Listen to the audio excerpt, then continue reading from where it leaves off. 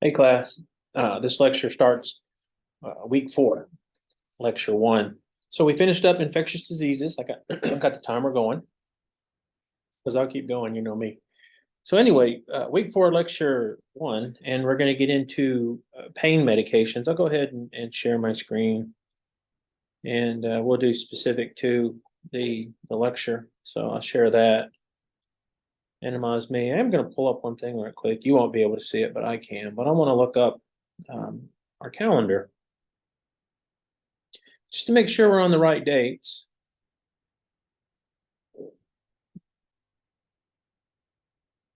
And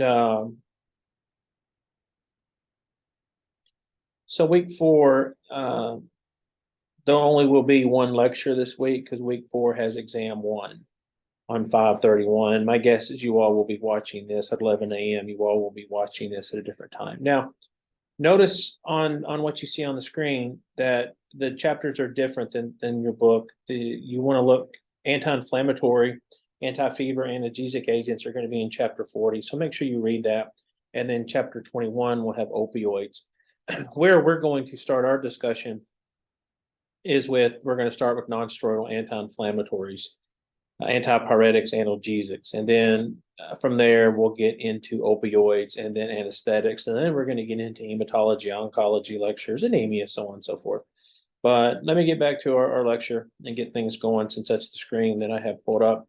Now, this lecture was produced, as you know, all know, my wife, Amy Perry, who we met at Southwestern, and then of course she got both got BS in pharmacy there, then my PharmD from Arkansas, hers from the University of Florida. She actually made this lecture. She used to be an adjunct faculty. I didn't update these lectures because not much had changed, so I thought, but the chapters are different though, so please appreciate there is a different chapter in the book. I should have updated that, but your schedule should have the right chapter. But let's talk about inflammation in general. Now, we did a discussion in Pharmacology 1 over anti-inflammatory, specifically glucocorticoids, and how they worked in that process as an anti-inflammatory. But just know, when you have an inflammatory process, that's a normal physiological state due to some type of pathological concern, and that could be physical trauma. Your ankle swells when you twist your ankle. That's your body responding. It's a healing mechanism. Certainly, harmful chemicals could be your skin, you inhale it in your lung. Sometimes people inject drugs into their system. People who inject drugs, and they can get vasculitis and other types of inflammatory processes.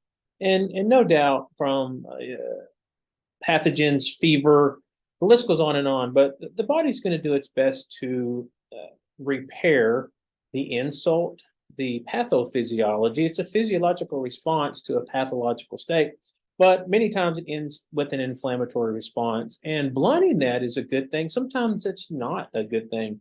It depends. If you've had a kidney transplant, a solid organ transplant, you want to induce a state of anti-inflammation or immunosuppression. This is your immune system that's doing the thing. But remember, the immune system, it differentiates between self and non-self. So when we get into our discussion about immunosuppressives, your body sees that new kidney or that new liver as non-self, and it's going to do something about it. It's going to try to get rid of it. And that's what's going on. But sometimes we can get that inappropriate activation of our immune system, and we get things like rheumatic type diseases. Rheumatoid arthritis is a big one. Psoriatic arthritis. I think of Phil Mickelson in his Enbrel ad. We'll talk about that. But when you have these rheumatoid responses, if you will, such as rheumatoid arthritis, your body doesn't differentiate self from non-self. So what you get is white blood cells in the synovium, and this is crippling. Rheumatoid arthritis is crippling, but you'll get white blood cells in the synovium, and they initiate that inflammatory response. And as you all know, you get activation of T lymphocytes, and that's one of our targets. We have drugs that target T cells and B cells, depending on what we're going after. But as you all remember, we've talked about this. T lymphocytes can lead to the recruitment and activation of macrophages and monocytes. Macrophages, they phagocytize things, and they can go into your major histocompatibility complex and put little flags up and say, hey, come destroy me. And the process with cytokines and interleukins, inflammatory mediators, it propagates itself, and it only gets worse and worse and worse when we have these rheumatic type inflammatory diseases. And we're going to talk about those. We're also going to talk about the drugs we just used for, I twisted my ankle or pulled a muscle. What can I use? But anyway, you can see there, you're going to get those macrophages, monocytes, and it just increases the pro-inflammatory cytokines, interleukins, tumor necrosis factors, et cetera, et cetera. That's what we get. And this accumulates in the synovium, and you don't get just joint inflammation, you get destruction. So your B lymphocytes, these produce the rheumatoid factor, and those are what and the autoantibodies, and that maintains the continued recruitment and the continued inflammatory process. So what does it end up with? When we talk about rheumatoid, joint destruction, tissue injury, if it's the skin, if it's a psoriatic arthritis, but you end up with a lot of pain, you end up with a loss of your quality of life, and it's a disability, no doubt. But some of the things we talk about, the rheumatoid arthritis specifically, yeah, we'll do anti-inflammatories such as non-steroidals, but we're also going to be looking at immunosuppressives. We got to tap the brakes on the immune system. And that's when we use drugs, the DMARDs. These are going to be disease-modifying anti-rheumatic drugs, and we're going to talk about that. We're also going to talk about gout. We'll do some discussion on gout. Okay, so gosh, there's a lot of drugs. I don't know what the new textbook has, if it has all these same ones. Nothing new has come out, but goodness gracious, aspirin's a big one. Your COX-2 inhibitor, celecoxib, is a big one. I'm just going the ones that you're going to see often. Ibuprofen's a big one. Indomethacin is used sometimes in the pediatric world to help close, the newborn world, to help close adductus arteriosus. Ketorolac a big one, not just from a acute pain process in the ED, but it's also good for allergies, almost like conjunctivitis, but itchy eyes. And so we have eye drops. Meloxicam's a good one. It actually has more specific COX-2 selectivity than celecoxib, so it's not as rough on the stomach. Naproxen's a good one. And the rest of these, you just don't see much. No doubt, acetaminophen comes in IV and PO now. Your DMARDs, there's a lot of them. Gosh, if you watch TV, you've seen these. And some of these, when we talked about ulcerative colitis and Crohn's disease, we talked about, there's Enbrel, that's a big one for psoriatic arthritis, but you have Simponi, there's a lot of them. Hydroxychloroquine, we talked about, that's Plaquenil.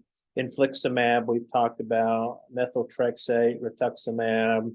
Anytime I see daclizumab, I cringe, and seralulimab. These are the ones that were used for cytokine storms during the COVID days. I'm not a fan of them. I don't think literature supports the use. But when you got billion-dollar drug companies pushing their use and emergency use authorizations, and every Tom, Dick, and Harry with COVID's getting it, it turns into a money game. I'll leave it at that. I get very frustrated with it, but I'm not a fan of this for COVID. But we're using it more from a cytokine storm perspective. When I think of these, I think more of CAR T therapy, but I'm just going to leave it at that. Drugs for gout, we'll talk about these. There's one that's been left off here. I don't know if the new textbook has it. It's called rasburicase.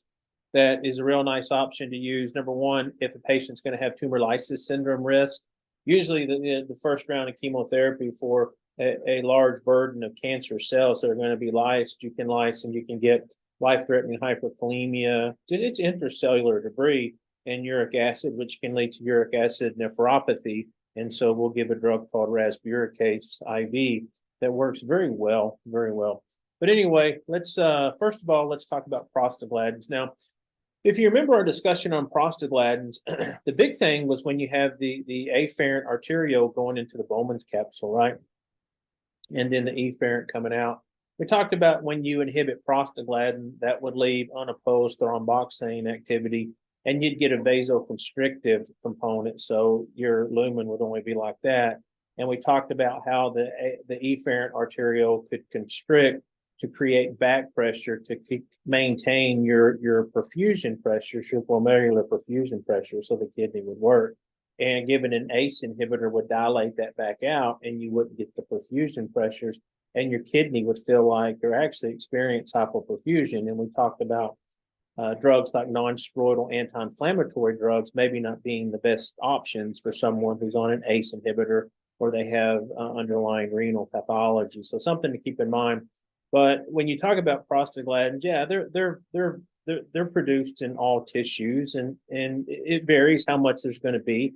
This is certainly, when you talk about prostaglandins and thromboxane, this is an ebb and flow. This is dynamic equilibrium. They're always changing, but again, sometimes we interfere, and the COX-2 inhibitor is a classic example. Vioxx would be another one that was specific for COX-2, but its specificity was so potent for COX-2, it left COX-1 completely unopposed, so it swung the pendulum to a procoagulant state, and we were seeing an increase in myocardial infarctions in patient taking this just for osteoarthritis. It was removed from the market because of that. So you can see how, just from a pharmacological perspective, we create our own pathology sometimes. So anyway, but they're local me. They act locally. They're not circulating in the blood. They're in tissues. They're there. And these precursors that make prostaglandins, cyclooxygenase 1 or 2, we get thromboxane. We get leukotrienes out of this, even when we talk about allergies. So there's a lot going on. But what do these do? So again, this is just a repeat of the other slide. But they're the synthesis you have, so arachidonic acid, we talked about that cascade. That's where glucocorticoids work. You're getting an effect right at the top, so you're blunting any type of inflammatory response. And that's when people feel so good and they get such relief when they take a glucocorticoid such as prednisone. But as you all know from the first semester, that comes with a whole list of potential side effects, especially if you take it with chronicity. But the primary precursor of prostaglandins and related compounds is arachidonic acid. And arachidonic acid, it hangs out on cell membranes. It's a part of those phospholipids. And you get free arachidonic acid when it's released from those phospholipids by an enzyme called phospholipase A2, and it's listed right there. And this leads to the synthesis of your eicosanoids. And these are signaling molecules. Remember, these are coming from arachidonic acid, but there's two pathways. There's the big one, the cyclooxygenase pathway and the lipoxygenase pathway. Now, when you think of this pathway, this is when you're thinking more leukotriene. I'm not going to spell it out, but leukotrienes. And that's when you're thinking, remember when we talked about antihistamines and drugs like that, we talked about a drug called Singulair, Montelongcast. That's more of an allergy or exercise-induced asthma type pathway. Here, as we talk about analgesics and pain medications, when I think of cyclooxygenase, I think of cyclooxygenase 1 and 2. And these work together. When I think of 2, I think of prostaglandin inhibition. When I think of 1, I think of more thromboxane. So if I want an antiplatelet effect, I'm thinking about, let's do something with 1, right? And so you see where aspirin and some of these medications can have an issue. But remember, I told you with Vioxx, rofecoxib, it's no longer on the market. It was very, very selective for COX-2, and COX-1 was unopposed, and you had so much platelet activity going on, we were actually increasing the risk with thromboxane of MIs. So we got to be really, really careful with this. But when you think about the eicosanoids, I want you to think of prostaglandins and thromboxanes. Remember, we're talking about the cyclooxygenase pathway. And you can look up here, let me kind of move this out of the way. You can see the pathway, and there's COX-1 gene description. Now, something you should appreciate or most definitely be aware of when you talk about NSAIDs, there's some that's constitutional or reactive.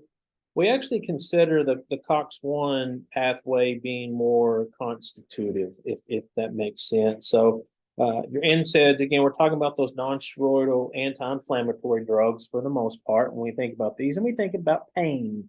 We think about an antipyretic effect or fever or an anti-inflammatory component. But when you inhibit cyclooxygenase, again, the NSAIDs are blocking prostaglandin synthesis from that arachidonic acid cascade. And again, with COX-1, that's more constitutive, as they say. It's stimulated to preserve, such as gastric mucosa. That's one. To maintain renal perfusion, which we talked about, to inhibit thrombus formation. And then the COX-2, that's one that you'll hear referred to sometimes as inducible. meaning it triggers pain and inflammation in response to a stimuli.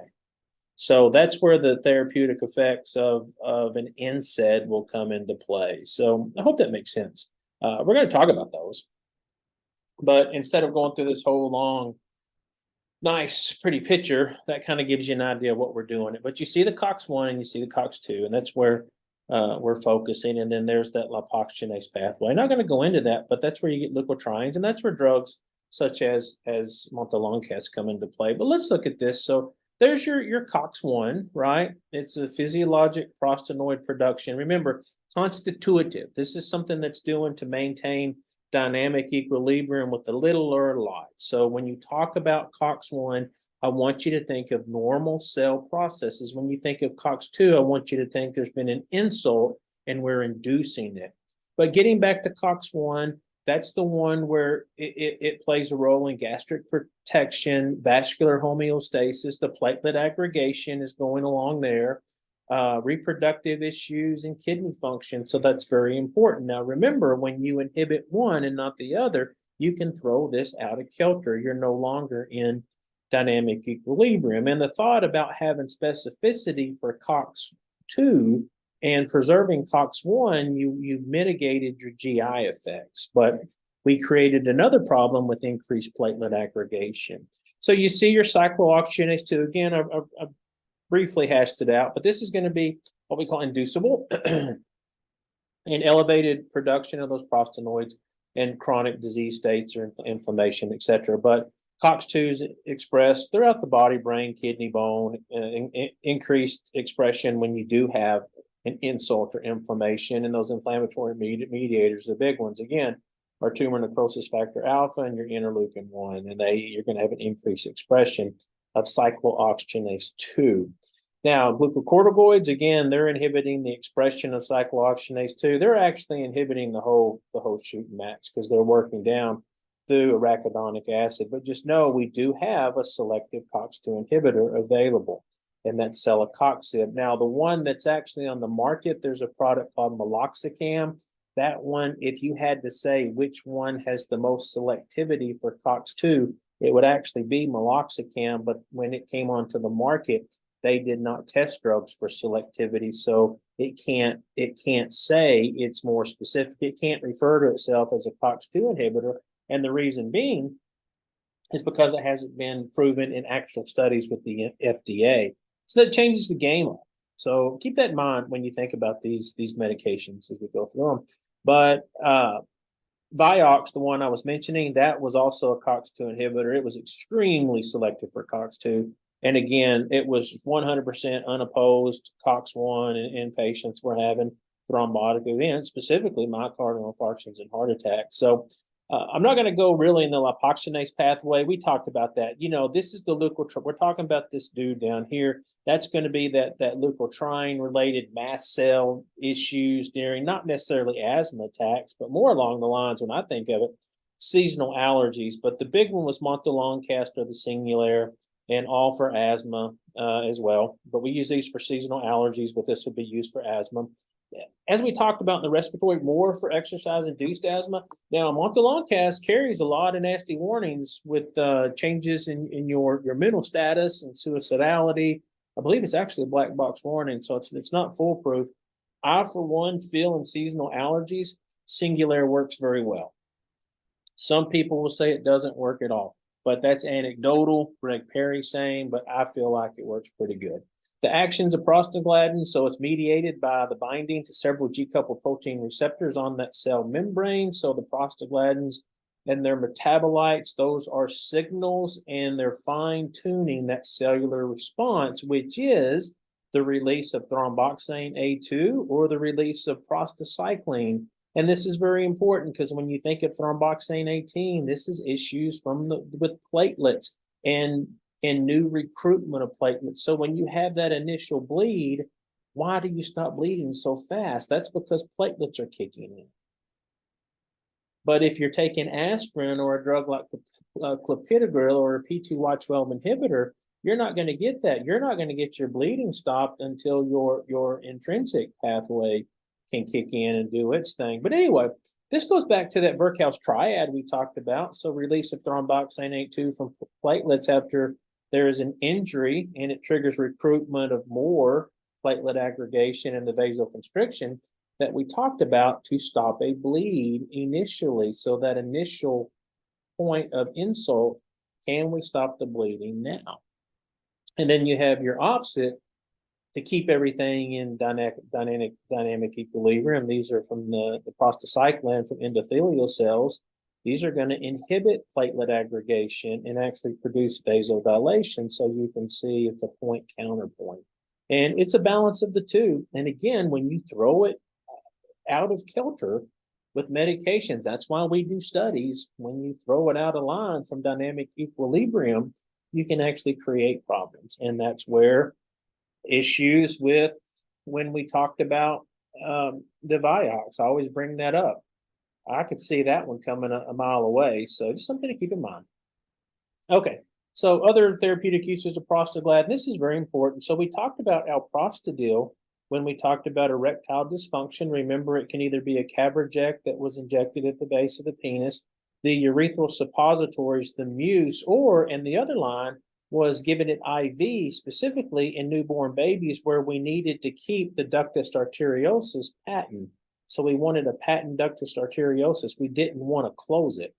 We wanted to keep it open because that shunning of that blood is what kept the child oxygenated and alive. So we would give alprostadil IV to keep it going. Remember, we talked about chronic constipation, those who had irritable bowel syndrome and or opioid induced. We talked about Amtesa and the use of that. We talked about misoprostol being used to cervical ripening, but also using it as a prostaglandin to be gastrointestinal or the stomach lining, I should say, protecting the stomach lining. So that's in patients taking chronic NSAIDs. Prostaglandin analogs, this is very important. These are all IV drops. These are the drugs of choice when we talk about glaucoma and lowering intraocular pressure. They used to be cost prohibitive to some. They all end in OPROS. That's how you can recognize them, and that's what all these are. And interesting, the Latisa and the Lumigen, I believe the same product, but this one here, Latisa, is actually used to help your eyelashes grow, believe it or not. But when you think of these prostaglandin analogs here, think about glaucoma. And then your prostacyclin analogs, these are going to be like your epoprostenol. Remember, that's something that we can give continuous sub-Q for pulmonary hypertension. And you'll see it, we were also using it nebulized in patients with COVID, and it was never shown to be a benefit, but it was something, it was an intervention that could be given to when nothing else was there. So, but you can see that these, everything I just mentioned, we're playing a role in the modulation of pain, inflammation, and fever. So those are the physiological functions. Again, gastric acid secretion, mucus secretion, uterine contractions, renal blood flow. And then, of course, those chemical mediators due to the allergic reactions and inflammation. So there's a lot going on when you talk about prostaglandins. It's not just pain. So real quick, I'm not going to spend a lot of time in here, but because we just mentioned it, but this is just gives you an example of PDA.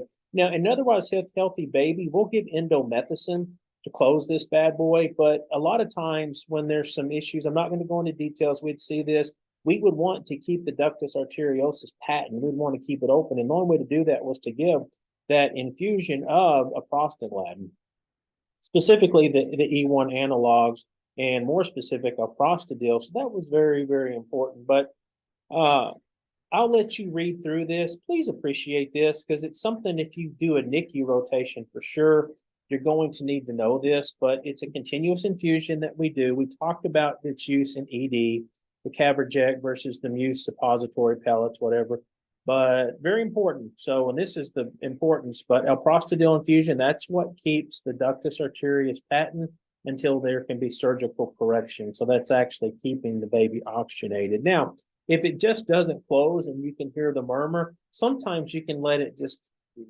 wait. It'll close on its own. But if you need to expedite it, we will give indomethacin, right? That's a non-steroidal anti-inflammatory drug. What's that doing? It's inhibiting the effects of prostaglandin. So this doesn't stay open and it does close. So I hope that kind of starts to, when I make that statement, it starts pulling everything together, a point counterpoint, or the whole concept of dynamic equilibrium. We talked about irritable bowel syndrome. I'm not going to go here. You know, you can have constipation predominant, you can have diarrhea predominant, you can have pain predominant, or a combination, flipping back and forth with all that. But yeah, we talked about this. There's no reason, but you need to appreciate what all prostaglandins are involved in. That's why I mentioned it. So the prostaglandin misoprostol, we talked about this again when it's primarily used for cervical ripening. Now, remember, I told you we had the Cervidil vaginal suppositories or wafers, but they're effective, but not as effective as misoprostol. So we can do a 25 or 50 milligram tablet. We break the hundreds into quarters, and you can place it intravaginally, and it's very good for cervical ripening. As you know, these can induce abortion because they can increase uterine contractions. So that's always important. When you look at black box warning, it's contraindicated in pregnancy if someone was taking it outside of the context of labor induction or cervical ripening, right? We use it.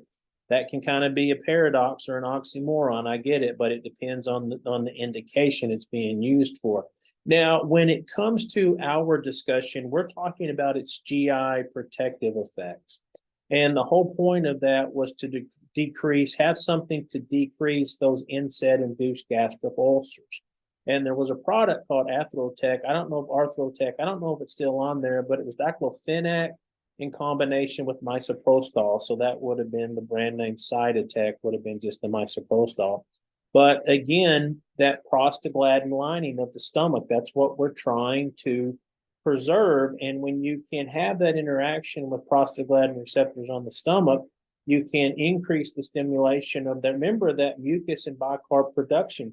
The pH in the belly may be 1, but right on the surface of parietal cells, that's how it's protected. It's actually buffered with bicarb. And when you compromise that by inhibiting prostaglandins, you start having some ulceration in the belly, and that can erode down into a vessel. Now you got a GI bleed, and you see the problem, upper GI bleed, right? You got a whole nother issue to deal with. So that was the whole premise behind misoprostol, and that's the premise behind this. But I'm behind this lecture. Now, I'm still going to take the time to tell you it's a black box warning, and unless the intent is cervical ripening or labor induction or some type of issue along obstetrics, it's a major no-no. It's a black box warning because it can actually induce labor and cause a problem. So even though that's going to probably not have a situation that would occur because we rarely use it outside of that world, you still got to put the warning out there just in case someone's on it, grandma, granddad's on it, because they have to take chronic NSAIDs, and then someone gets a hold of it. The next thing you know, and they're pregnant, you open up a whole nother can of worms. So I'm going to go ahead and mention it, but we've talked about that. And then glaucoma, I don't think we've had our glaucoma discussions yet. I think we're going to get into that when we talk about it. You know, we use beta blockers in glaucoma. But this is your drug of choice, your prostaglandin analogs. They are indicated for open angle glaucoma, and these are the best drugs. So these are going to bind prostaglandin receptors, and it's going to increase that uveoscleral outflow. And what does that do? You're decreasing your ocular pressures. So, but with anything that you put in the eye, you can get some irritation, potentially blurred vision initially. You would take your contacts out first, of course. But these are the products. And remember, they're all going to end in opros. But here's the one, the Latassa. This is the bimatoprost, which is used for the brand name Lumigan for glaucoma. But under this brand name, it's actually a topical solution that's marketed for eyelash growth. So if you want to look pretty, guys or girls, you want to increase the prominence of those eyelashes and darkness and the length, there you go. How does it do that? It's a pigmentation thing, but that's important because while it can darken your lashes, it can also darken your iris, right? So keep that in mind. Zolatan and Zioptan, they're all good. But just remember, when you talk about glaucoma, your drug of choice is going to no doubt be, when you talk about so let me just, I'm getting ahead of myself. how effective are these? You're looking at about a 30% decrease in IOP.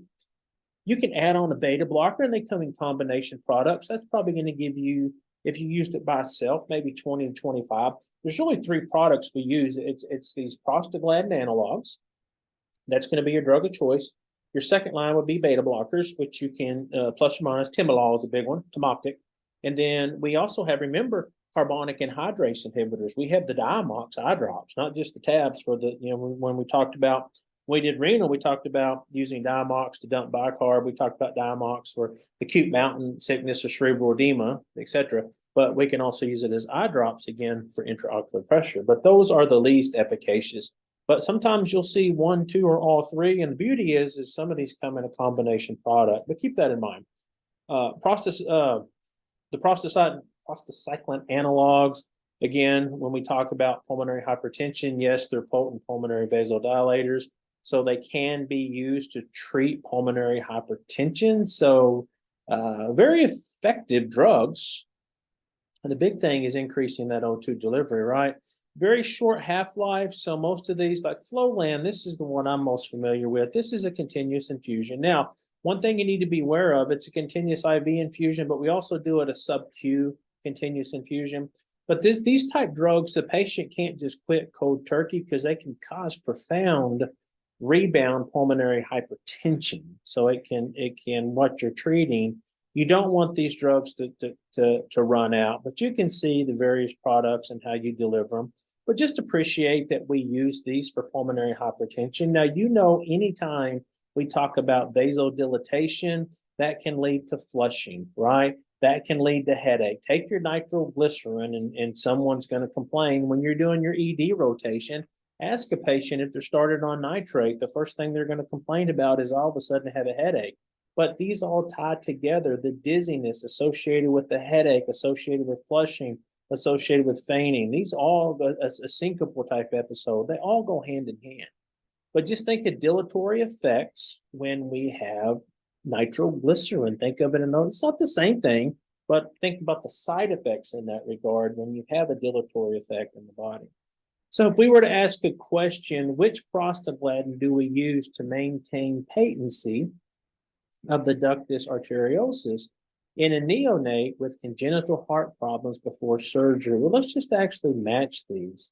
So what would A be if it was for induction of labor or gastric acid production? Can you see, where do I need to go with this? Where do I need to go? Boom. I hope you're thinking misoprostol. What about an analog for pulmonary arterial hypertension? Where would you go with this? And again, Amy made this lecture and she put A, B, D, and C. It all correlates with 1, 2, 3. For glaucoma, you're going to find something that ends in prost, right?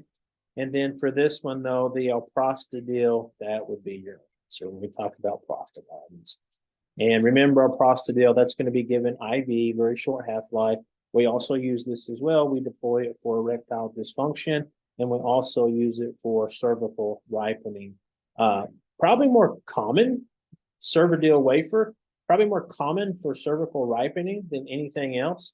You just don't see, well, some hospitals, I shouldn't say that, just hospitals I've worked at, you don't see as much side effect, but yeah, it works really well, and it's a lot less expensive, and you get the same efficacy without the problem. So anyway, these are our non-steroidal anti-inflammatory drugs. That's what this whole lecture revolves around. So these are not, one size doesn't fit all. Now these have ceilings, so you get to a point where more is not better. I've always been taught with ibuprofen, once you get above 400 milligrams from a pain perspective, you're not really adding much to it. You're just increasing the risk of side effects. But you can see there's different, you have your salicylic acid derivatives. Remember, it's acetyl salicylic acid, which with aspirin is deacetylated to salicylate, etc. But you can see the products, but that's your prototype right there, aspirin. When you talk about your propionic acid derivatives, the first thing that comes to mind is ibuprofen and naproxen. These are the two big ones we use. We don't really use the rest of those. When you talk about your acetic acid derivatives, like with Finac, no doubt is a big one. ketorolacs are a real big one, especially given it IV or IM in the emergency department, right? Indomethacin comes to my mind. I think about that when I think about closing a PDA, not maintaining the patency of a PDA, but closing it. That's a big one. But these are the ones that I'm circling. When it comes to the enolic acid, neither one of these really, but meloxicam, piroxicam, the phenamates, not really, and then the COX-2 inhibitors, no doubt. Celebrex or celecoxib is a big one, but just remember meloxicam is actually more brand name is Mobic, is actually more specific to COX-2 than celecoxib. Okay, so the primary mechanism of action, we talked about this. These are going to inhibit the cyclooxygenase enzyme, both COX-1 and COX-2 if there's no specificity, which we're going to look at that shortly. But that is a catalyst for the first step in that prostanoid synthesis, right? And when you have a decrease in prostaglandin synthesis, and there's pros and cons, the pro is what? Decreased inflammation and pain, but a con is increased risk of bleed. And that's where we get into the issue of which cyclooxygenase leads to that, COX-1 or COX-2. Well, we know it's COX-1. So if we can, and we know COX-2 gives us our anti-inflammatory analgesic action. So if we can specifically inhibit COX-2 and preserve COX-1, then that makes sense that you're going to cut down on your GI adverse events, and that's true. But you also increase your risk of thrombotic events. So it's just something to keep in mind. Again, remember, when we talk about these, the COX-1 is more working in dynamic equilibrium. It's those COX-2 that are more inducible. They come into play when you actually have an insult where you have inflammation and pain. So relative selective here, that's relative selectivity here. It's not 100% selective. And there's a slide that picks that out shortly. So aspirin, this is your traditional NSAID. We've talked about aspirin from the perspective of an antiplatelet at low dose.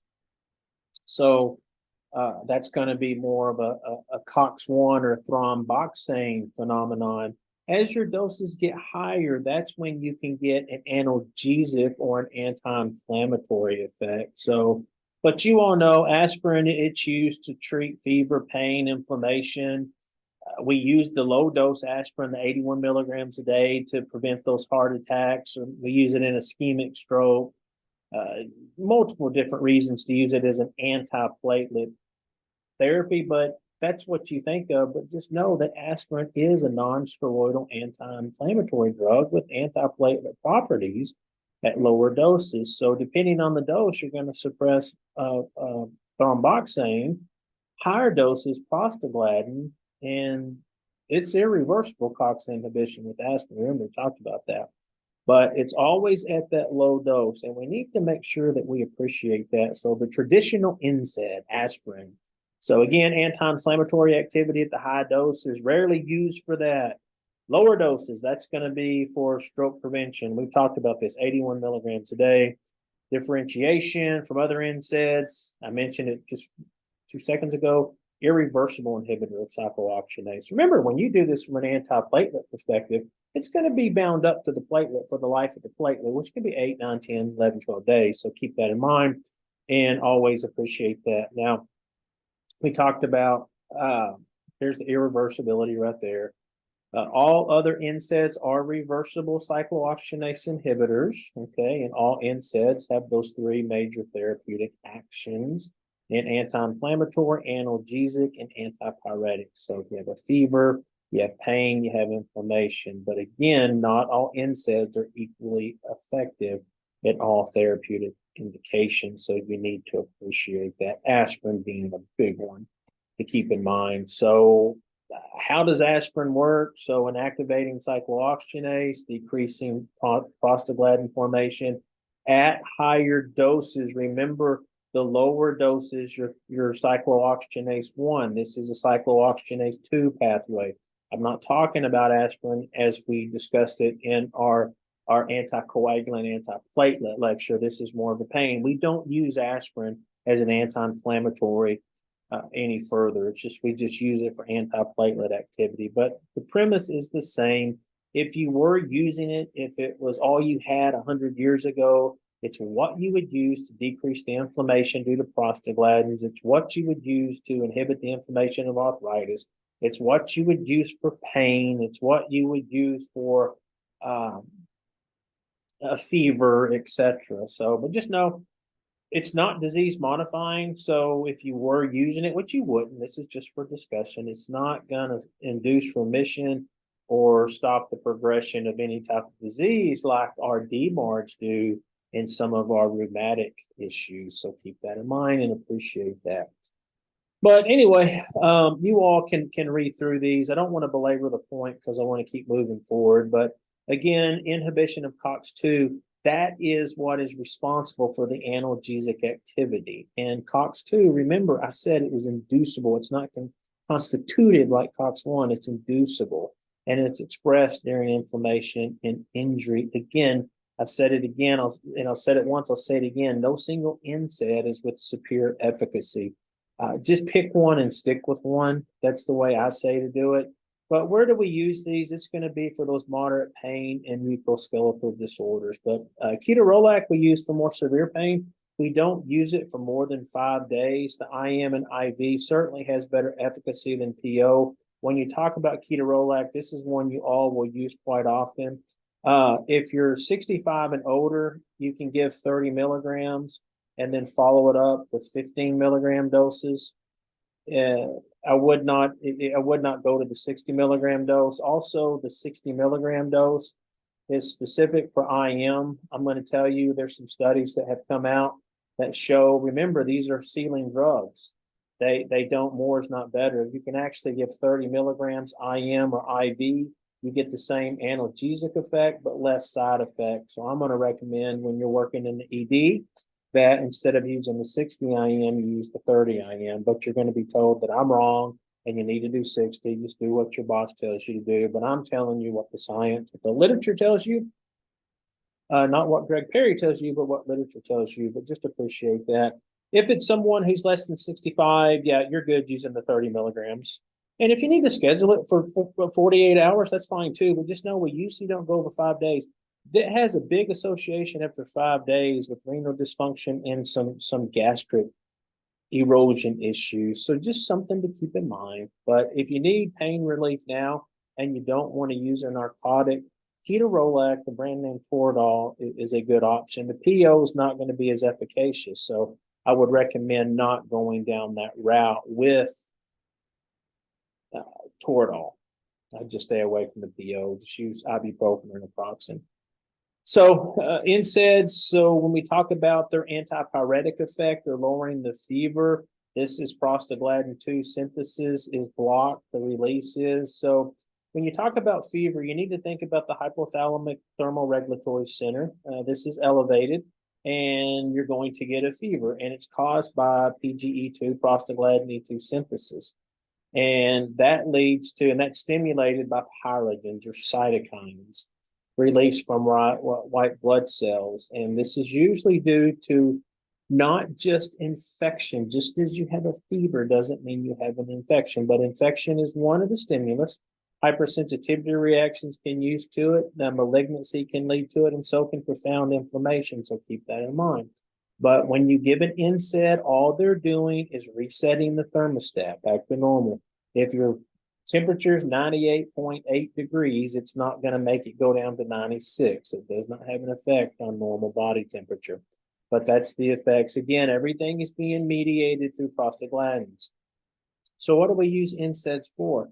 You name it, osteoarthritis. Remember these don't modify disease. So if you're using it for rheumatoid arthritis, you're not going to stop the progression of the process of joint destruction in the synovial fluid. But we use them for gout. We use it for headache.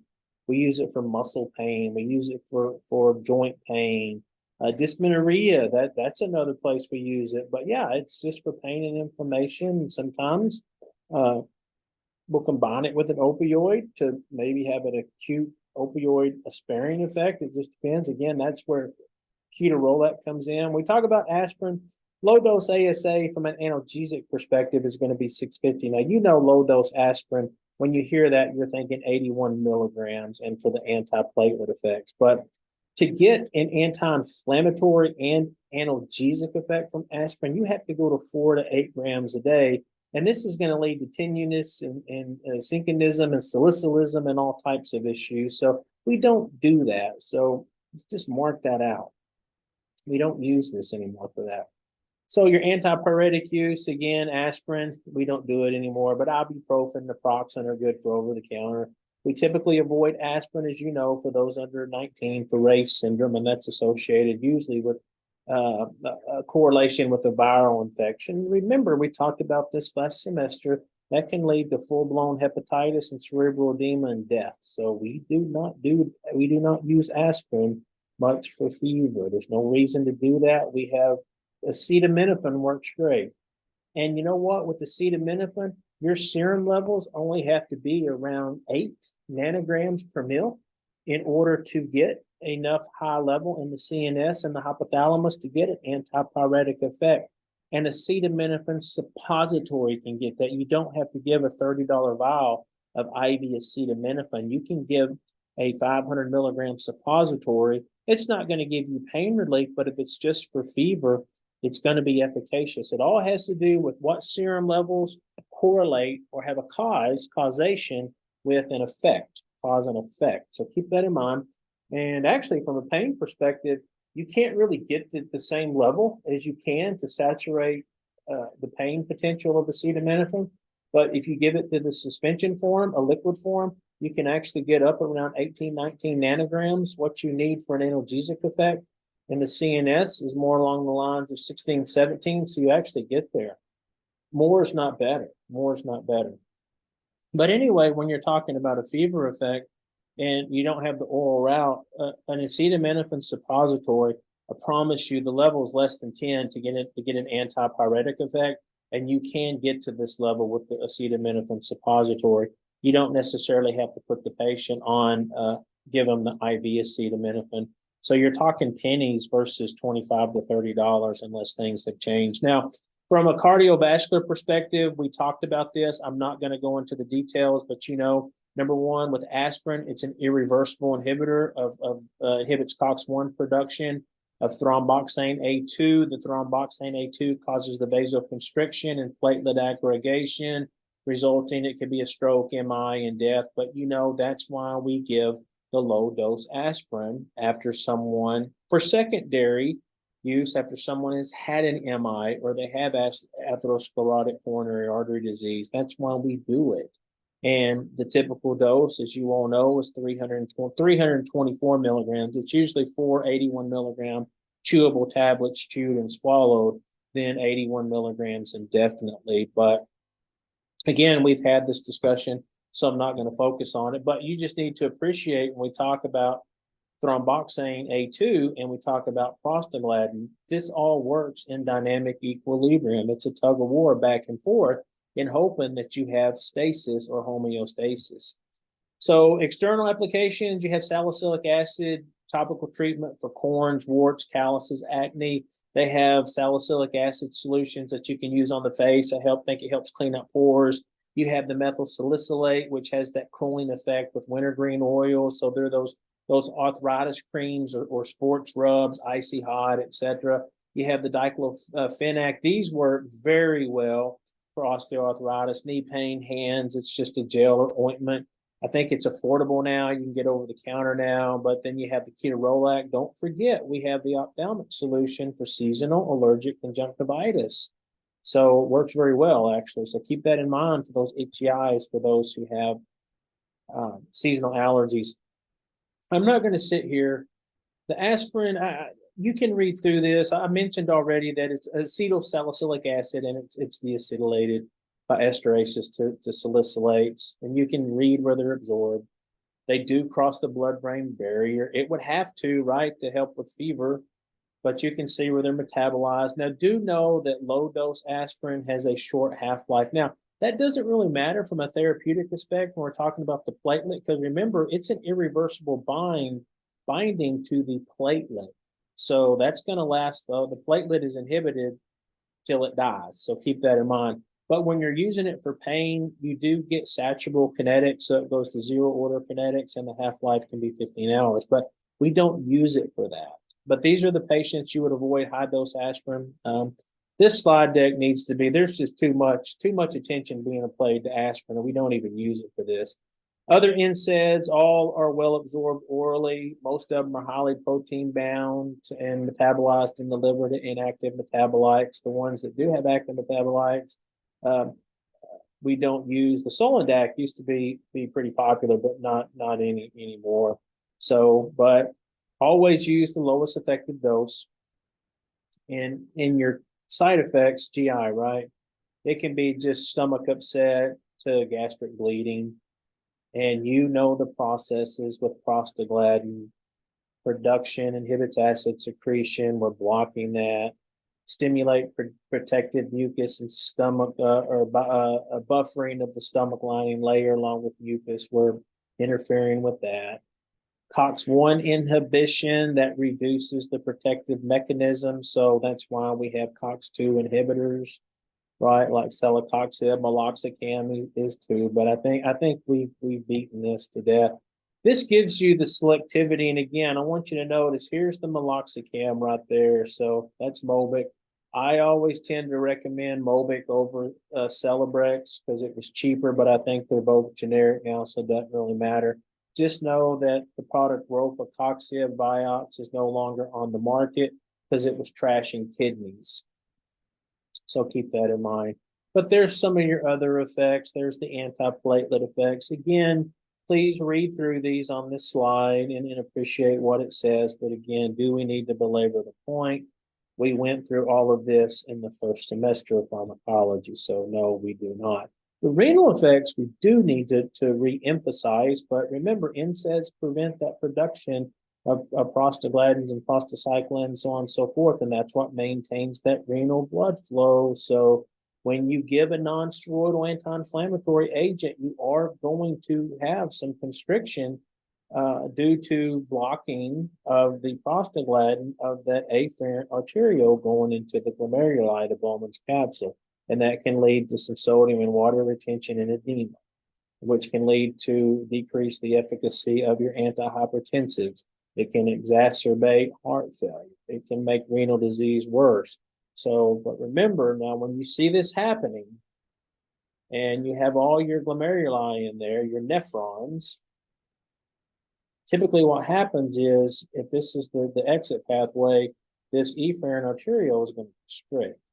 And the whole point is to decrease flow out, to increase back pressure or increase perfusion pressures. That's what we're going for. So here's a question if you wanted to just practice, test yourself that Amy Perry made. So feel free to look at that. The cardiac effects we talked about with aspirin, but we also talked about NSAIDs that have high selectivity to COX-2. I've already gone over that. You have unopposed COX-1 activity, and that can increase your risk of a CV event. We talked about selectivity. So not going to go into it. With aspirin and NSAIDs, we talked about the risk of exacerbating an asthma attack. With aspirin, we talked about the tinnitus and the risk of a salicylism that comes with that and the true allergy reactions that you can see. You all are more than capable of reading this just as much as I. Some of this stuff we went through in the first semester. That's why I'm not belaboring the point. The drug interactions, there's not a lot, but you do need to be aware of these. I think the big ones we talk about are drugs that can displace other highly protein-bound drugs that have narrow therapeutic windows, such as methotrexate, phenytoin, and valproic acids. These can potentially increase the serum concentrations and result potentially in toxicity. So keep that in mind. And when it comes to salicylism, these would be what you would expect. Again, we don't use aspirin for the high doses any further. We have more ideal non-steroidals, but again, this just gives you an eye of potential toxicities that may occur with high-dose aspirin use. Again, there's a lot of emphasis on aspirin. These are some of the effects on pregnancy. Acetaminophen's preferred, although now I'm seeing some warnings that acetaminophen might not be any good. So what are you going to use? It's like one day this works, the next day it doesn't. But Typically, we avoid NSAIDs in pregnancy, especially in the third trimester, because you can close that ductus arteriosus, and you might not want that. So celecoxib, we'll talk a little bit about that. That was specific for COX-2, but it's approved for your rheumatoid, your osteoarthritis, acute pain, similar efficacy to the other NSAIDs. You can see here, the beauty of it is it's once or twice daily because it does have a longer half-life. So it's something to keep in mind. Adverse effects, again, the big one is less GI bleeding and dyspepsia compared to other NSAIDs. And the reason being is because it's more specific for COX-2, and COX-1 is what is protected to the gut. So it's just something, it's an option that you have out there. But I'm not a big fan of COX-2 inhibitors, just when you have a risk of CV events or history thereof, because it can potentially exacerbate it, it can potentiate it. And that's not a good thing. I would know this slide. I would appreciate what these slides have to offer. They're very good when you talk about the medications. So again, I'm a big fan. When you look at these, I'm a big naproxen fan. And they even put it here, naproxen is considered by some experts one of the safest NSAIDs. I just think it's a very good drug. When you talk about less GI irritation, yes, put meloxicam in here too. You want to go with something that's more specific for a COX-2 inhibitor, but just appreciate that you're going to increase your risk of MIs and strokes. So if a patient has potential risk above and beyond of a stroke or a myocardial infarction, you would want to avoid these type of drugs. So something to keep in mind. And then we talked about the differences with ketorolac as well. And those are something to keep in mind. But anyway, naproxen, use it. It's a good drug. It's a good drug. So there's a question that you all can, again, you can review these on your own. They're good to see if you paid attention, but it doesn't help much that the answer is already highlighted. So you already know the answer before even answering it. Okay, acetaminophen. This is going to be one of your big ones that you see. A lot of people take it over the counter. It's going to be something you see also, it's a sinister effect when someone tries to overdose on it. It doesn't take a lot to have glutathione production and the need for acetylcysteine to reverse it, and or the not glutathione, but you don't have enough and you get the toxicities and suicidal behavior. That's what I'm talking about.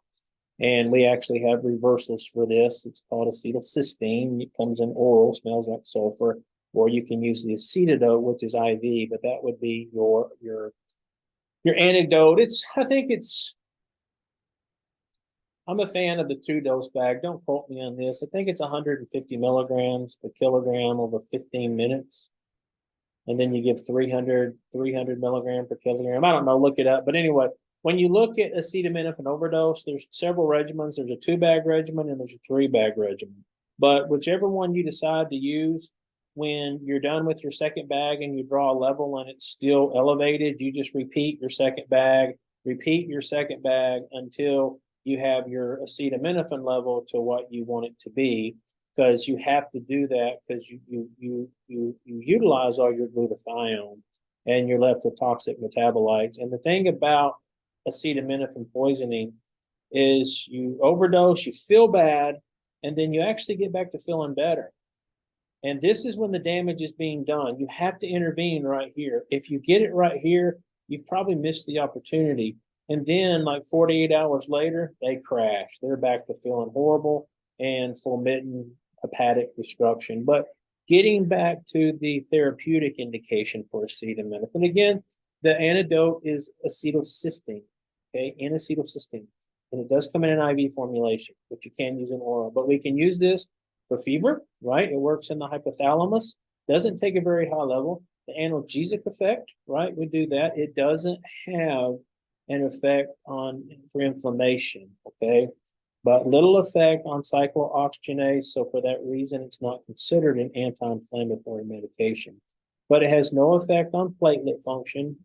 NSAIDs do. Doesn't prolong your bleeding time.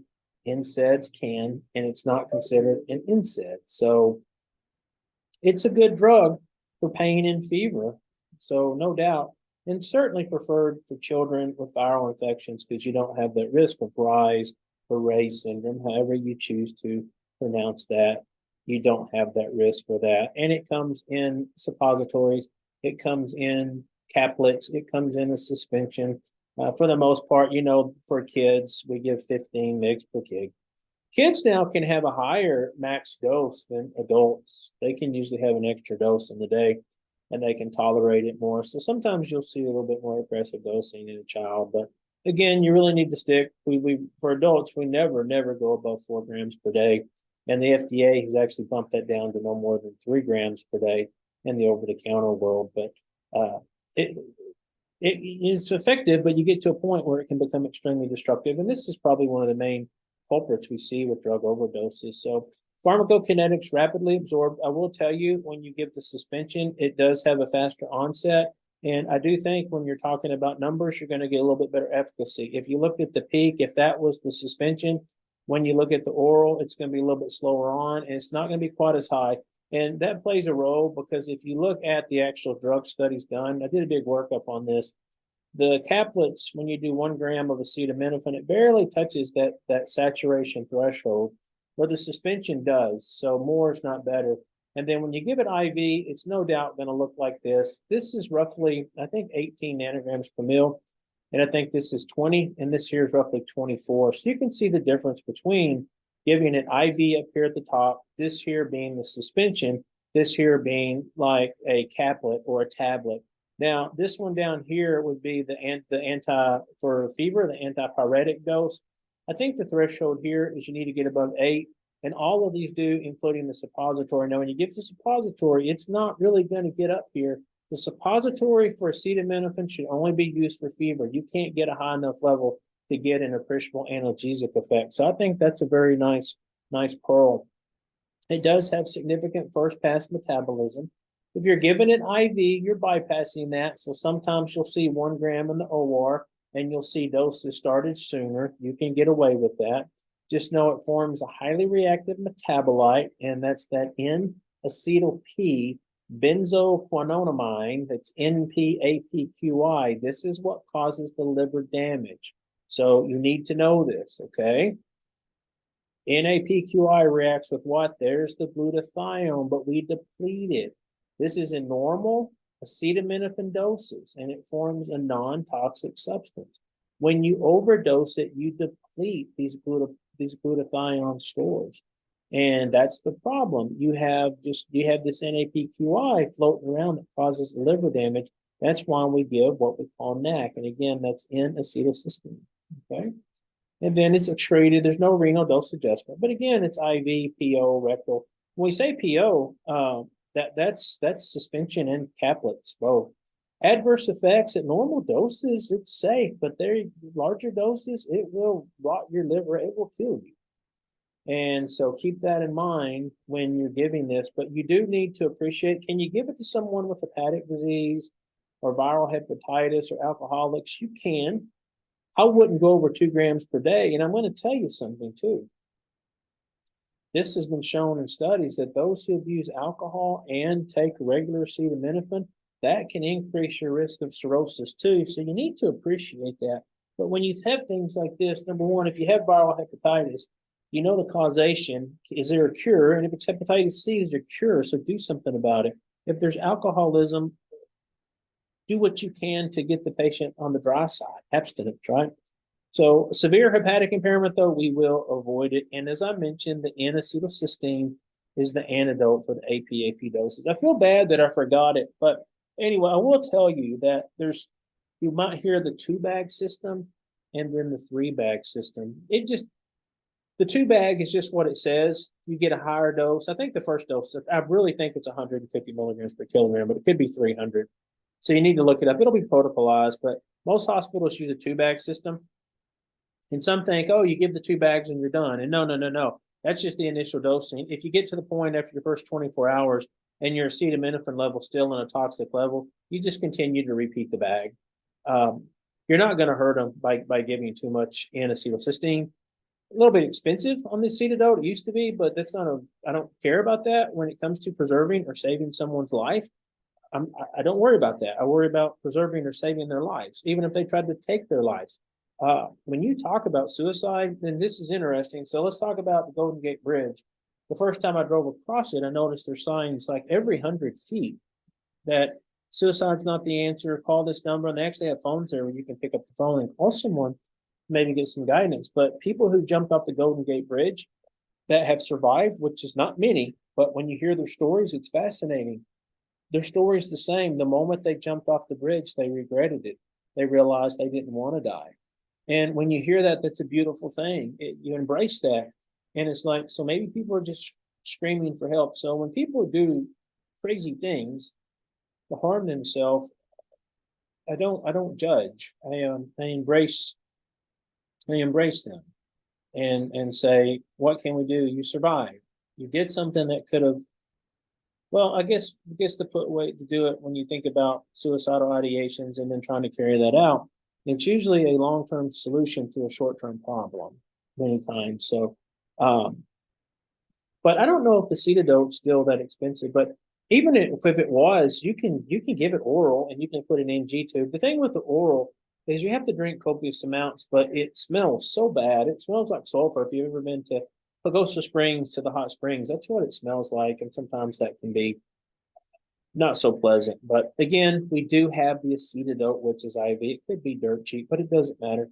I don't worry about cost when I'm trying to keep someone here on earth with us.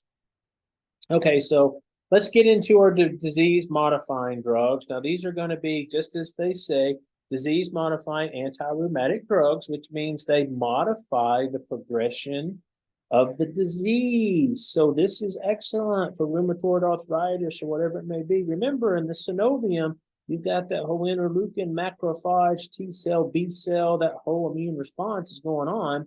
Your body's not recognizing self, and it's just destroying the joint. So it's something you need to appreciate. So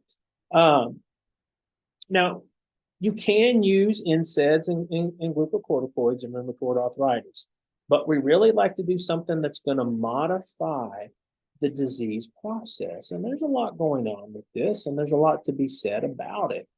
But that's really the direction you need to go with these patients. And some of it, we end up on biologics. We end up on different medications. It's just the list goes on and on and on. And they all have their own list of side effects. But again, we're trying to do something that helps the patient in the long term. But so when we talk about a DMARD, the first thing you need to do, look, slows the course of the diseases. That's important. Induces remission, prevents further destruction in joint tissue. NSAIDs do not do any of this. All the NSAIDs will do is help with the discomfort and pain. But typically when we have any type of osteo or rheumatoid arthritis, we're going to begin one of these as soon as possible, okay? And monotherapy can usually be initiated with methotrexate. Now, if you remember, we had talked about methotrexate in the terms of maintaining remission in inflammatory bowel type diseases. We talked about that, but methotrexate, no doubt, is an immunosuppressant that when I think of methotrexate, I think of chemotherapy. Now, remember, in the cancer world, we give doses that will kill the patient. It's messing with folic acid. So you need to appreciate that. And we do what we call a leucovorin rescue in those patients. So anyway, when you think about your methotrexate, immunosuppressant, chemotherapy drug at high doses. So yes, we do that, but we also use it in our autoimmune disorders. So it's just something you need to keep in mind. Another place you will see methotrexate is in ectopic pregnancies as an abortifacient. Is that how they say it? Abortifacient. I can't remember how they say it. I can't say it, but they will use it in ectopic pregnancies. But anyway, remember, I said the rescue is folinic acid for the high doses, not what we do for rheumatoid arthritis. But in the mechanism, though, it inhibits that, and we talked about this. Remember the dihydrofolate reductase, and that's what converts your dietary folic acid into tetrahydrofolate, which we call FH4. And a lack of FH4 prevents that cellular replication or whatever, but in the end, you get immunosuppressant activity through inhibition of various interleukins. I don't know the ones. And you also get some tumor necrosis factor alpha. It could be interleukin 6, 7, or 8. I think it's actually 6 and 8, but you do get tumor necrosis factor alpha inhibition. We usually avoid it in patients with advanced renal disease for obvious reason because it's excreted renally. And then NSAIDs can actually, and penicillin antibiotics, which we just talked about, can actually interfere with the elimination of it. But yeah, you got to be careful with other folic acid antagonists. And when I think about that, I think of trimethoprim. We talked about that, right? You can have an increase in your hematological side effects. That's what you're looking for. But usually with the methotrexate, though, it's usually taken weekly, and it comes in a nice little packet specifically for that. So it's a good drug. Now, if the monotherapy fails, we can combine it with other DMARDs. You have your tumor necrosis factor inhibitors, your non-tumor necrosis factor inhibitor biologics. We usually never give these together. The reason being is your risk of infection increases substantially when you have that. So I just went all over all the methotrexate, but I gave you the nice fancy way it worked. But again, folic acid antagonist, you're going to get that immunosuppressive and anti-inflammatory effects. I told you interleukin, I think it's 6 and 8, but you're also getting tumor necrosis factor alpha inhibition. Your response is going to be 3 to 6 weeks. Now, one thing I want to point out, if they're having some pain, an NSAID or some Tylenol, I'd recommend Tylenol. But all of these drugs we talk about, it's going to be 3, 6, sometimes a couple of months before these start working. And I mentioned the dose is lower than chemotherapy. The adverse effects, you can get some mucosal ulceration, nausea the most common, but remember, this is typically with the higher doses. And again, that's why we do the leucovorin rescue, which is folinic acid, for the high doses in chemotherapy. But they do say if you give supplementation with folic acid, that can decrease some of the potential for GI and hepatic effects. But keep that in mind. But liver cirrhosis, leukopenia, acute pneumonia-like syndrome, all things you need to know. The monitoring, if you do have a patient on this, you're no doubt going to be doing a CBC for obvious reasons up here. You're going to be doing liver function tests for obvious reasons up here. And then you're going to monitor for signs of infection because it is an immunosuppressant. Now, it's not going to be to the risk of some of the biological DMARDs in terms of your risk of infection. And then the contraindications, pregnancy. Now, remember, I mentioned that we use these in ectopic pregnancies to induce abortion. So you need to appreciate that because you don't want to give it if a lady has rheumatoid arthritis and is on methotrexate. You need to have some discussions around that. Now, as you know, a rheumatologist just came on board in El Paso. If this is something that you're interested in, rheumatology, I think it'd be an excellent option or something to consider. So anyway, gosh, there's the infection risk, though. You really got to appreciate it, though, because it's no doubt that it's there for sure. But keep it in mind. Hydroxychloroquine, when you think of hydroxychloroquine, a lot of you might be thinking about the coronavirus and all the hobbabaloo around that. First thing I want to say is this is an extremely safe drug. It got politicized and drugged through the mud. It's an excellent drug for mild rheumatoid, for early mild rheumatoid arthritis, and it can be combined with methotrexate. We don't know its exact mechanism, but just as with all these drugs, the effects can be 6 weeks to 6 months. None of these are going to help you overnight. So the adverse effects, though, has less an effect on the liver and the immune system compared to the other DMARDs. We do have to watch about the ocular toxicity. I think this is very important. You can get retinal damage, which can be irreversible, and you can also have deposits in your cornea. So I think these are 2 points to know. This is a good one to start with, and you can have CNS disturbances. I think it's going to be the higher doses in the GI upset, and you can have some skin discolorations. But you notice nowhere in here, I mentioned prolongation of the QTC interval. It's not really, you just don't see it. And that was the big thing. And I think it was though in combination with azithromycin and a lot of stuff going on. Just know millions upon millions of people take hydroxychloroquine, and they have for years and years and years. It's been on the market forever. So don't buy into the when things get politicized, it's always going to go south on us. You know that. So this is a good drug. Don't be afraid to use it. And it's a good start with, and so just don't buy into the hobble. Now, does it work for the coronavirus? I think we have the studies. There was data for it. The Henry Ford study was very nice, and it showed that there was maybe a benefit there. But we've had the COVID out study come out now, and unfortunately, I wish I could tell you it works, but it just doesn't. But I wish it did, no doubt. So your traditional disease modifying agents, there's a lot of them, but fluamide's one of them. Immuno, apologize for that. Immunomodulatory agent. So this causes arrest of lymphocytes. Again, your immune system attacking you. It can be used in monotherapy if the methotrexate is intolerant or there's contraindications. Again, methotrexate monotherapy, if you get that suboptimal response, you can add this to your methotrexate. So keep that in mind. Here are your adverse effects. The big one I want to mention is your allergic, your flu-like syndromes. That's a big one. Certainly your headache, diarrhea, that can happen. That's not uncommon. And then hair falling out, the alopecia.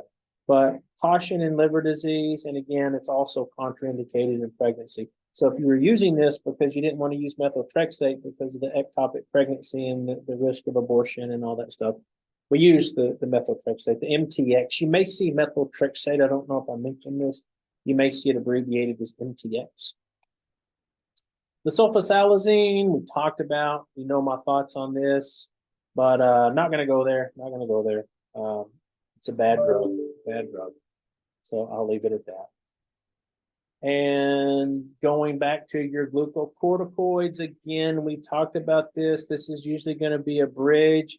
Remember, these are going to work almost immediately. They're going to help induce, but we're not going to use these for remission. Now, sometimes a patient may be on low dose prednisone for the rest of their, my phone is it blowing up on me, guys. You may see a patient on lifelong low dose prednisone, but you need to work through that and appreciate all the potential side effects of that. So, but again, we talked about glucocorticoids. It's going to be its anti-inflammatory, its immunosuppressive effects, but we're doing this as a bridge for the rheumatoid arthritis until the DMARD effects can kick in. Now, remember, it could be 4 weeks to 8 weeks to 6 months for those to kick in, but most of them will kick in sooner than later. This is just a bridge. So lowest dose for the shortest duration.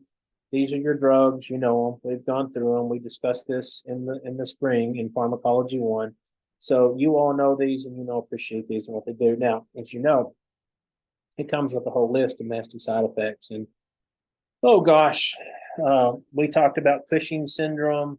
We talked about the risk of osteoporosis. We talked about growth retardation in the young. We talked about thin skin, skin atrophy, bruising, easily bruised. The immunosuppression, that's why we're taking it in this case. We talked about the risk of cataracts and glaucoma with long-term use. We talked about the suppression of the hypothalamus, pituitary, adrenal axis, the HPA axis. We talked about emotional disturbances. It gets you jazzed up, right? I always make the joke to, if you want to paint the house, get on a Medrol dose pack, but the list goes on and on and on. And then, of course, the steroid-induced diabetes, that's another one. That's a big one. So I just listed all the main side effects, but not going to belabor the point. We have discussed these. We've talked about these. So you all know that. Just know it's a bridge. This isn't something we want to use continuously.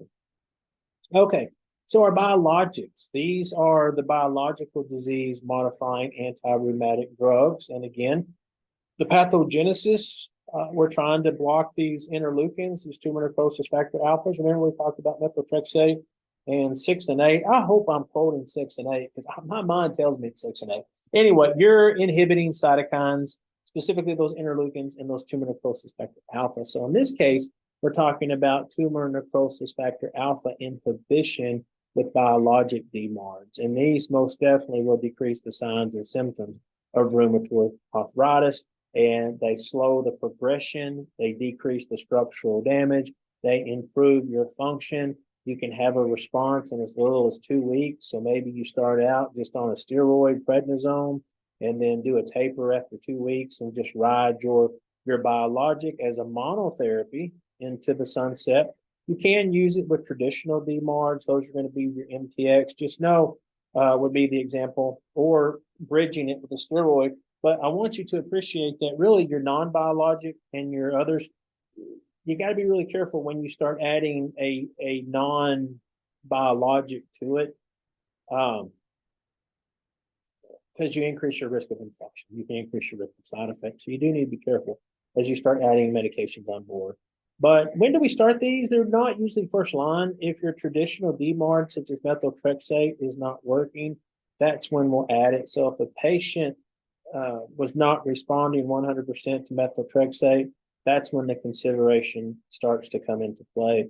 Now, if the patient fails monotherapy with one of the tumor necrosis alpha inhibitors, and you're on that, then consider adding a traditional DMARD, or you can add another non-biologic. And then, as I mentioned, or use a different tumor necrosis, a different biologic. But just know when you start adding other non-biologic TNF inhibitors, you can substantially increase your risk of infection. Again, you're inhibiting the immune system, and you got to have that.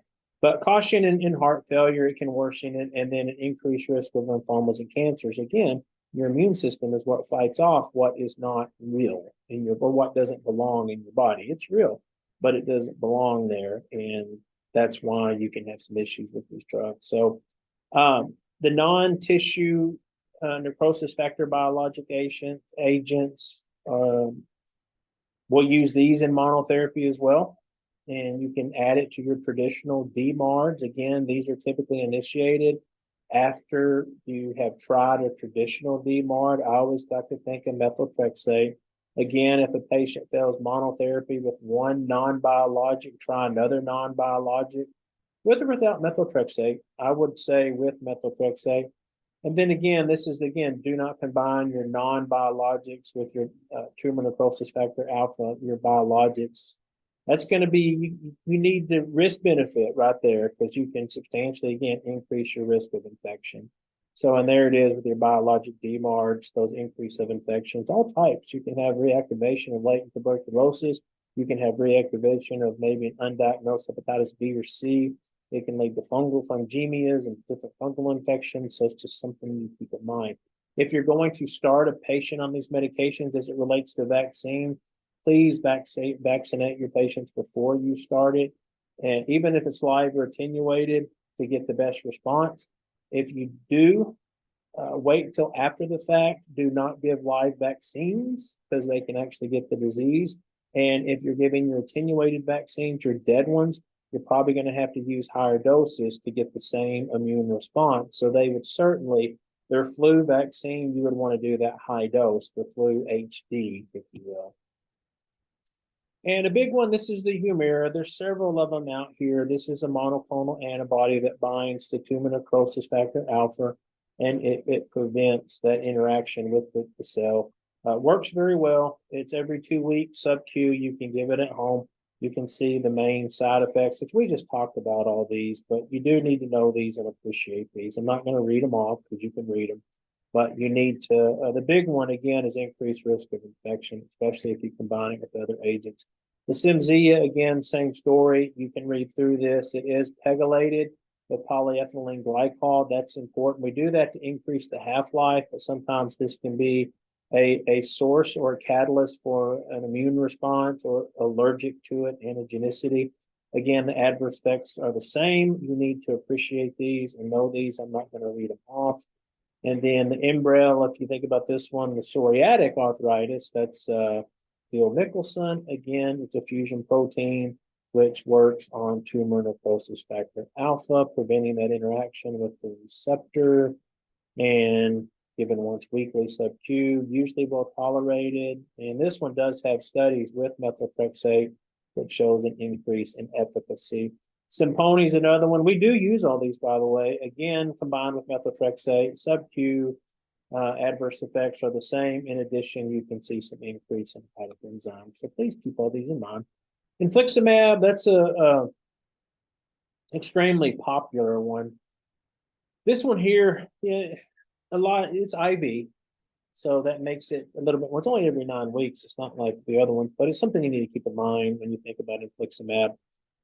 We'll use this in rheumatoid arthritis and Crohn's, but it's probably, if you had to have a prototypical drug, your Remicade, that's it. But it's not indicated for monotherapy. And the reason is, and we talked about this back in the spring semester, remember, this is the one that can get autoantibodies, and that's going to lead to reduced efficacy, specifically your anti-infliximab. But you're going to potentially can induce autoantibodies, which is going to decrease the efficacy of the product. And typically we say give it with methotrexate, not by itself, but we'll give it every 9 weeks. This one here is a little bit different. The other ones were all sub-Q. This one is IV. Now, this one here has been associated with infusion-related reactions, such as your shake and bake, your fever with your bake, and then your chills, and also itching and urticaria. So many times we will pre-medicate these patients with acetaminophen or diphenhydramine. So just something to keep in mind as we go through or as you think about these patients. But this is one, this is probably what I have the most when it comes to monoclonal antibodies. This is the one that probably I have the most experience with, but trying to think if there's anything else that I guess those are the pearls with that one. This is one, though, you'll see quite often. The Orencia, the Tacocet, whatever, Orencia, let's just stick with Orencia. Again, this one is also IV. It's recombinant fusion protein as well.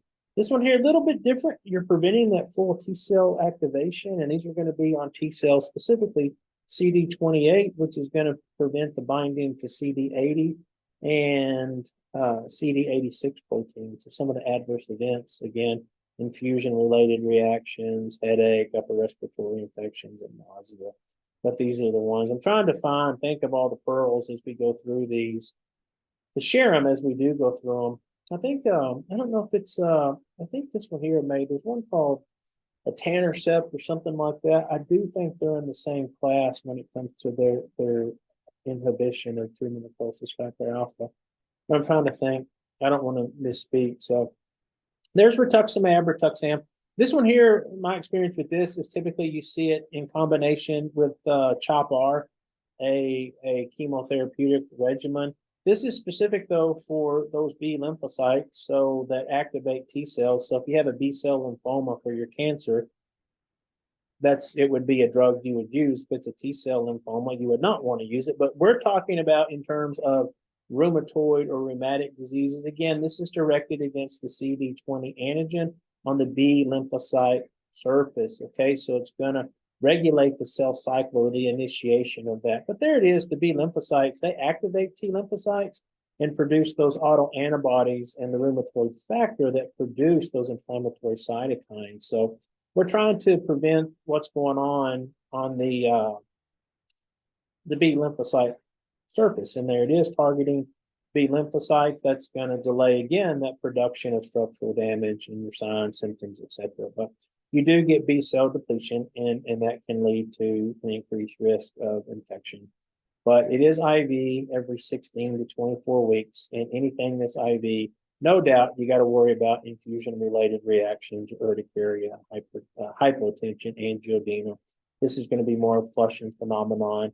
We do give steroids, acetaminophen, and diphenhydramine prior to each infusion, so for infusion-related reactions.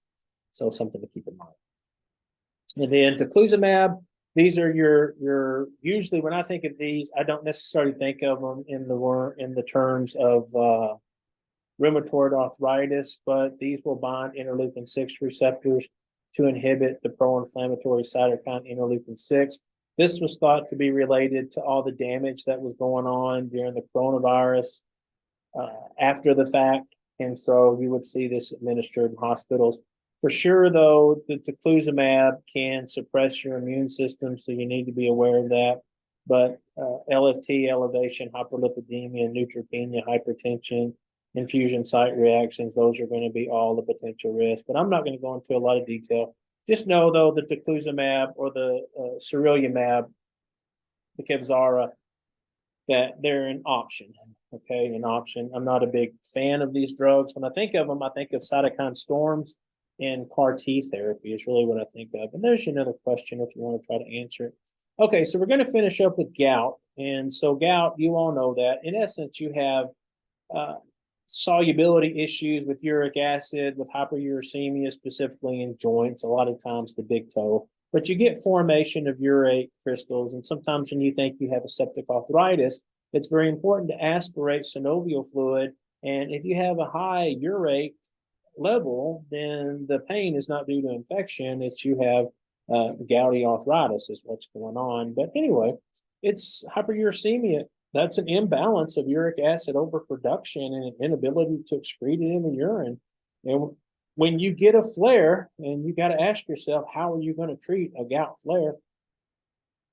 You're going to have the pain, the swelling, the tenderness, redness of the affected joint. We always like to say the big toe, but no, it can be any joint. And even I've heard people, I've never had gout, but I've heard people explain that even breathing on my toe can make it hurt. But anyway, you want to lower the uric acid level below the saturation point, and that's going to be 6 milligrams per deciliter. Now, having a level above that doesn't necessarily mean you're going to have gout, but when we talk about gout medicines, they're divided into those that offer acute relief and those used to prevent a gouty flare. So we will use, oh gosh, we have colchicine, right, for acute phase. We have non-steroidal anti-inflammatories. We can use glucocorticoids. Once you get the patient rescued, we can talk about preventative medicine. And I think the one you've all heard of is xyloprin or allopurinol. There's the buxostat. There's probinicid's been used. There's pegloticase. We talked about resburicase in the chemotherapy patient. There's a lot of opportunities there and a lot of drugs that can be used for gout. But colchicine is the one that stands out in my mind because it's actually a mitosis inhibitor. And it can, if you don't dose it right or you dose it wrong, colchicine is a drug that can actually kill you. And so I use the word kill. So low doses are well tolerated, but we'll get to it. Okay, treatment of acute gout. So some of the causes, kidney disease can certainly be one. Excessive alcohol consumption, high purine diet, red meats, liver, stuff like that. Acute gout treatment, again, colchicine, we mentioned a mitosis inhibitor. Indomethacin is the NSAID of choice. All are helpful though, but indomethacin. So a non-steroidal intra-articular corticosteroid injections for 1 to 2 affected joints. If you have widespread, you can do PO corticosteroids, but if a patient has more than 2 gouty attacks per year, that can qualify for prophylactic treatment with urate lowering therapy. So just something to keep in mind when you talk about those patients and what they need. So let's see. Chronic gout treatment. This is so you want to arrest an attack, but you want to prevent future attacks. The big one here, these are going to be urate lowering drugs, but xanthine oxidase inhibitors. Okay, these reduce the synthesis of uric acid, and the big one is allopurinol. That's usually considered first line. Then you have the febuxostat, which is also it's a xanthine oxidase inhibitor, so works the same. And then you have uricosurics. That's going to be probenicid. This increases the urinary excretion of uric acid if intolerant. So that's get rid of it, right? Probenicid, though, usually you have to take it multiple times a day, but these are going to be if the patient's intolerant or they continue to have attacks with the xanthine oxidase inhibitor. But you got to use these medications for at least 6 months, and you want to use one med used for acute gout treatment, your colchicine, your indomethacin, or your corticosteroid. So, but let's talk about colchicine. It's a plant alkaloid, not a uricosuric or analgesic agent, but it does relieve the pain in gouty attacks. Now, how does it work? It prevents activation, degranulation, and migration of neutrophils associated with mediating gout symptoms by binding tubulin. That's very important because it inhibits mitosis, and that can potentially lead to some life-threatening effects. So you need to appreciate that and understand that. So therapeutic uses, anti-inflammatory specific for gout. should be initiated within 36 hours of the acute onset. That's very important, of the onset of the gouty attack. Pain relief within 12 hours. You can use it prophylactically. Many are using NSAIDs, though, in place of colchicine for acute attacks. Why? See the adverse effects below. And again, colchicine, when you talk about tubulin inhibitors, you can create a pretty aggressive problem. So it's an alkaloid derivative, and it says right up there. So it can no doubt cause problems. At a low dose, it's not the biggest problem, but it's the higher doses where you can get into some issues and even death. It's also used now, it's used in cardiac disease. So the lower doses, it's been shown to be effective in some of your cardiac diseases because it's an anti-inflammatory. You can go through the kinetics, but the adverse events, when you talk about toxicity with some of the things, low dose colchicine is well tolerated, first of all, like 0.6 milligrams, whatever it may be. But the GI side effects, that's what's going to predominate. So if someone's on colchicine and they're experiencing nausea, vomiting, abdominal pain, diarrhea, you have to appreciate this and you have to recognize this sooner than later. Because once damage is done to the microtubules, that's it. That is done. You're not going to have mitosis and you can't have cell replication. You kill yourself. And so, but some of the others, the myopathies, the neutropenias, the aplastic anemias, hair loss can happen with continued use. We certainly avoid it in pregnancy, and we use it with caution in those who have hepatic and renal disease. Now, CV disease, we actually use it now. There's some nice and renal dose adjustment, but there's some pretty impressive data on its use. But when you start seeing GI side effects predominating, you have to appreciate what's going on. But toxicity, a lot of it's going to be with your CBC. When it gets out of control, you're going to see that. You'll have muscle pain. You can have acute organ injury dysfunction. There's a lot of things that can go on. Skip the it's a good drug, but just know it's not something we never necessarily use for chronicity. It's more of a rescue. I see it more now used by cardiologists for different inflammatory processes of the heart, atherosclerotic heart disease. So allopurinol, again, another good drug.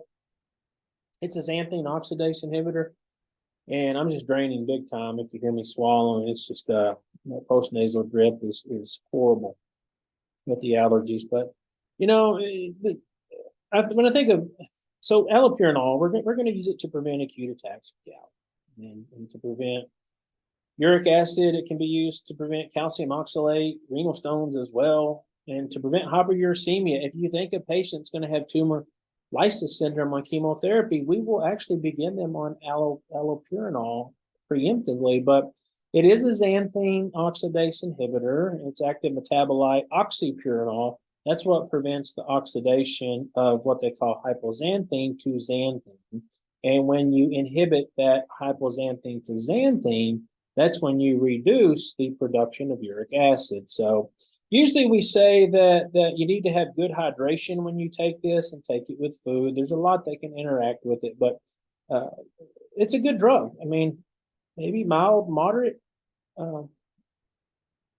So it works. It works. A lot of people are going to be on it. If they don't tolerate that or it's not working, you can go to the febuxostat. And I don't know why that opened up there. But anyway, therapeutic uses, there it is for gout. Now, we will use it for hyperuricemia for secondary conditions, specifically tumor lysis syndrome. That's a big one. It is PO. We talked about the primary metabolite, xanthine oxidase inhibition, hypoxanthine. There's your half-life, very long half-life, so it's daily dosing. We do dose adjust if your GFR is less than 30. Adverse effects, well tolerated. The big one you have to watch for, and I've told you I've seen 5 cases of Stevens-Johnson syndrome or toxic epidermal necrolysis, and one of them was a patient who was on allopurinol. So the skin rash, it may be mild. It may indicate Stevens-Johnson syndrome of 10, though. That's the problem. But if a rash does develop, you got to stop the drug, okay? Because even if it's minor, all I know is the cases I've seen of Stevens-Johnson syndrome are horrible. It's just like a burn. I apologize for the cough. So keep that in mind. Consider concurrent administration of NSAIDs, colchicine, when initiating therapy, because you can actually have gouty attacks when therapy is initiated. But again, this isn't really in my wheelhouse. I've always worked in a hospital. I've only seen patients who have gout that show up to the ED. It's usually not something you get admitted for. My experience with uric acid has specifically to do with cancer patients, those specifically with blood hematological disorders, and we're worried about tumor lysis syndrome. That's usually my world. So drugs used for the treatment of gout. There's a few bucks a stat. Just remember, we talked about it's similar. It's a xanthine oxidase inhibitor, similar to allopurinol. So selectively inhibit xanthine oxidase. That's preventing hypoxanthine to xanthine, and you're going to decrease uric acid production. Where do we use it? Gout in patients intolerant to allopurinol or not responsive to allopurinol at the max doses. So adverse effects are similar. The hypersensitivity or skin reactions actually are less than allopurinol. And they say use caution in patients with heart disease or stroke. So, is there any pearls that we need to talk about? It's a xanthine oxidase inhibitor, so I don't think, trying to think of pearls as we go through these, just for the years that I've used. I don't have a lot of experience with these drugs, so I'm just going by what the slide deck tells you and stuff I've seen in hindsight with this. The big one though with allopurinol is the one case. Again, remember allopurinol was one. I've seen Stephen Johnson's with Bactrim. I've seen it with phenytoin, and then, gosh, there was a third. Allopurinol was probably the first one. The phenytoin, there's been two, and then I think the other ones were, but I think there was only three Bactrim. One was just allopurinol, but phenytoin, that was actually a patient on phenytoin in the ICU, and you get that phenytoin rash. But I think the other ones were Bactrim. Probenecid, that's another one, a uricosuric. This is going to increase the elimination of uric acid by blocking the tubular reabsorption thereof. And it's indicated in gout when patients fail xanthine oxidase inhibitors. We typically avoid, though, when the creatinine clearance is less than 50. You're not going to get the benefit. But your adverse effects, nausea, vomiting, dermatological reactions, very few anaphylactic reactions. Certainly not as much as you get with your xanthine oxidase inhibitors. Then you have your plaglutase, this is uricosurics. Rasburicase, Elitech is the brand name, works the same way. It converts uric acid into allantoin. This is a water-soluble, non-toxic metabolite, which is excreted by the kidneys. They'll use this when gout patients fail xanthine oxidase inhibitors. It's an infusion every 2 weeks, so you have to pre-med them because there's infusion-related reactions. Now, the drug I'm talking about, though, that we use in the hospital is called rasburicase. One thing you need to appreciate with the rasburicase, and I don't have it in there, one thing you need to appreciate with the rasburicase is when you draw your levels, you draw your blood tube, I don't want to draw that out, there's your blood, you actually have to get it to the lab immediately or put it on ice because the reaction of the drug will continue to happen and you continue to have it'll continue to work in the blood, in the test tube. So you pretty much got to draw it, get it to the lab, and check your uric acid level now. Because if you walk around, if phlebotomy walks around the hospital with this not on ice for the next 3 hours, you're probably going to have a uric acid level of 0. I mean, that's just how it does. So something to keep in mind, something to appreciate. And our timer shows us at 1 hour and 43 minutes. That's not my best lecture. It's not one that I particularly enjoy giving because these are just, number one, it's not my lecture. I didn't write it. Number two, the NSAIDs, that's the big takeaway from this. But we talked about all those immune modulators. Now, to see what's coming up soon as we look through our schedule. So that was our discussion on anti-inflammatories, antipyretic, and analgesic agents. That was so the big one was the NSAIDs and the acetaminophen. The next lecture is going to be over opioids. Now, that is the end of week four, lecture 1, because there's a major exam on this week. So I want to look and see. I'm looking at your schedule now. And so May 31st. So your next quiz, there's not a quiz on week 5. The next quiz is not until week 6. So we'll work through that. But anyway, that is your lecture, and I hope you enjoy.